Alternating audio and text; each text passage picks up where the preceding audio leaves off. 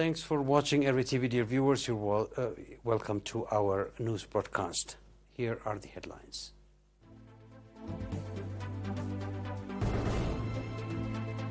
Governor of Gaj Park region visits development sites. Cataract surgery to over 400 citizens in Karan.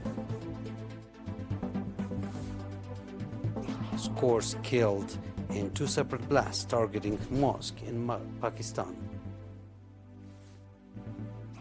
Swedish Prime Minister seeks help from military as gang violence rocks country.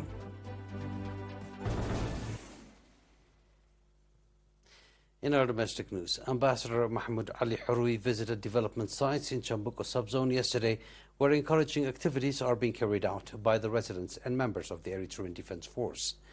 Ambassador Mahmoud Ali Horoui, accompanied by the administrator of the subzone, Mr. Kahsai Asrat, visited the progress of the construction of additional school classrooms with a view to enable school-aged children attend the regular education. Ambassador Mahmoud, upon visiting the progress of the expansion of the road linking Baruntu with Mandafara that is being carried out by the Buduho Construction Company, and received briefings by the coordinators of the project.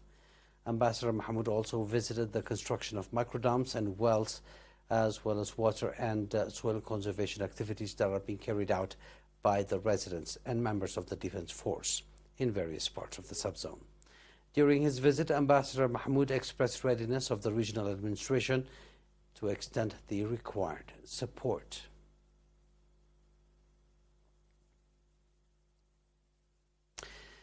Over 400 patients had cataract eye surgery in the current hospital between September 18 and September 25 in collaboration with the Al-Sabr ophthalmologist team and Eritrean specialists. According to the report, ocular diagnostics were performed on 2,000 patients, of whom 419 individuals underwent eye surgery, including 8 children. The beneficiaries of the program, according to Mr. Kahsai Siyum, head of the eye medication, were patients from 9 subzones of the region who were found through the village health coordinators. Mr. Kahsai also noted the importance of the program in preventing blindness. Additionally, Mr. Kahsai stated that each patient who underwent eye surgery received eyeglasses. Mr. Alam Zakarias, Director of National Blindness Control of the Ministry of Health, said that cataract is the leading cause of blindness and praised the work of the Al-Basr ophthalmologists team. Dr. Mohammed Hussein, the team's medical director, said that this is the 3rd time the team has performed eye surgery in Karan, and expressed gratitude for the assistance they had received from the hospital's management and eye specialists. Residents of Hamal Malu semi-urban center are conducting environmental sanitation activity in their area with a view to prevent the prevalence of communicable diseases. Commending the participation residents are demonstrating in the program, Mr. Nasser Saeed, Managing Director of the Semi-Urban Center, expressed readiness to stand alongside the residents in all their activities. Nurse Elias Yamane, head of the health facilities in the area, said that the residents are conducting encouraging environmental sanitation activities with the support of the administrations in various levels. Indicating that lack of sanitation could expose the residents to various communicable diseases, Nurse Elias expressed appreciation for the strong participation of the residents and called for its sustainability.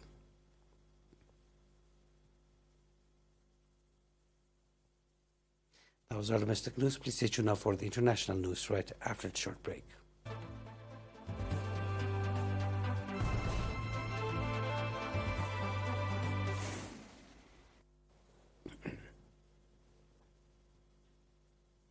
At least 52 people have been killed and more than 80 people injured in an explosion in Pakistan's southwestern province of Balochistan.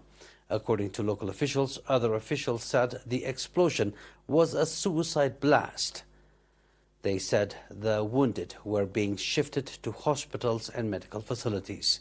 The death toll is expected to rise as some of the injured are in critical condition.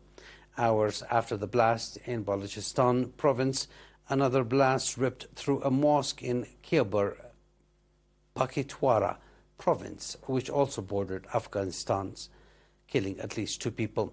The mosque's roof collapsed in the blast, leaving about 30 to 40 people trapped under the rubble, local broadcaster Geo News reported. Pakistani officials condemned the attack, blaming the move on enemies wanting to sow discord in the region.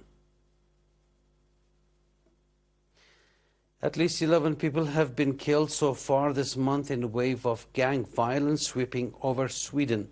Sweden's Prime Minister announced that he will hold talks with the head of the Swedish Armed Forces and the police commissioner to discuss ways to stem gang violence following a wave of attacks that have resulted in at least 11 people killed so far this month.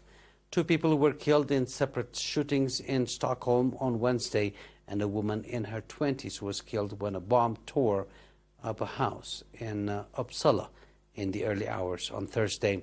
It was not immediately clear in what capacity the military would get involved in tackling Sweden's gang problem, but previous proposals have focused on soldiers taking over protection from police to free up more sources for crime fighting.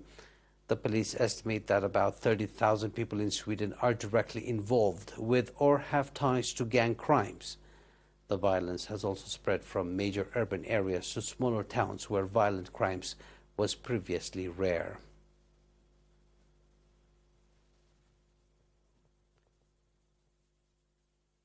Please stay tuned now for a recap of tonight's headlines.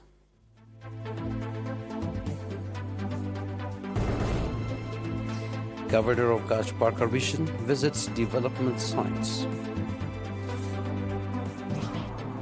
Cataract surgery to over 400 citizens in Karan and Sabah region. Scores killed in 2 separate blasts targeting mosque in Pakistan. Swedish Prime Minister seeks help from military as gang violence rocks country. And that was our news for tonight, dear viewers. It is good night from us.